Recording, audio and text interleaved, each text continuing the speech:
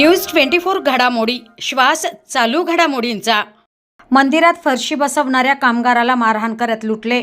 मंदिरात फरशी बसवण्याचे काम करणाऱ्या कामगाराला विनाकारण शिवीगाळ करत बेदम मारहाण करण्यात आली आणि त्याच्या जवळील रोख रक्कम, सोन्याची अंगठी व ATM कार्ड असा एकूण 27,520 रुपयांचा ऐवज बळजबरीने काढून घेतल्याची घटना सावेडी उपनगरात हॉटेल परिचय मागे गुरुवार दिनांक 3 ऑक्टोबर रोजी घडली।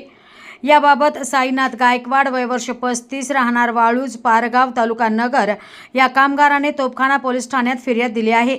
फिर्यादी हे सावेडीतील हॉटेल परिचय मागे असलेल्या खंडोबा मंदिरात फरशी बसवण्याचे काम करत असताना आरोपी मयूर बापू भिंगार दिवे राहणार सावेडी व त्यांच्या सोबत 3 अनोळखी इसम तेथे आले। त्यांनी विनाकारण गायकवाड यास शिवीगाळ करत बेदम मारहाण केली। तसेच त्यांच्या खिशातील पाकिट बळजबरीने काढून घेतले। त्यात 5,000 रोकड, सोन्याची अंगठी आणि ATM कार्ड असा 37,520 रुपयांचा ऐवज होता, असे फिर्यादीत म्हटले आहे। तर तोफखाना पोलिसांनी मयूर भिंगार दिवेसह 3 अनोळखी इसमांविरुद्ध गुन्हा दाखल केलाय। प्रतिनिधी स्वामी गोसावी, न्यूज 24 घडामोडी, अहिल्यानगर।